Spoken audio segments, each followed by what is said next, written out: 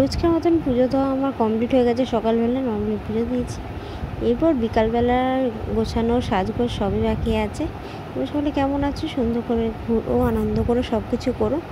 আর এই পিল অফ মাস্কটা আমি মনে থেকে নিয়ে এসেছি, আমি এটা মুখে মাখবো, কেমন রেজাল্ট সেটাই দেখবো। আর এক্সট্রা কিছু করা হচ্ছে না, স্কিন কেয়ারে নর্মাল স্ক্রাবিং তৈরি করে ইউজ করেছিলাম, জাস্ট এইটুকুনি। শাড়িটা বনু পরবে, তো ব্যাগে ঠিক করে গুছিয়ে রাখবো।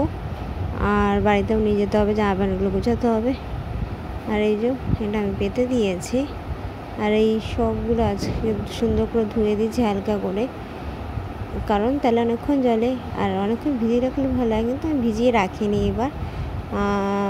এই ঘরটা একটু যত ছোটো, সেই হিসাবে সুন্দর করে গুছিয়ে পুজো দেওয়ার চেষ্টা করছি। সব জায়গায় ওইভাবে আমি সাজানো বা সব কিছু করিনি এই বছর, যতটা পেরেছি সুন্দর করে করেছি, চেষ্টা করেছি। আর ফোনের প্রবলেমের জন্য আমি সব কিছু ভিডিও পোস্ট করতে পারিনি। আর তোমরা শুনতেই পাচ্ছ বাজির আবার সব কিছু। তো আমি রেডি হয়ে গেছি, আজ আমি আর বনু যাব খাওয়া দাওয়া করতে ডিনার ডেটে। তো চলো।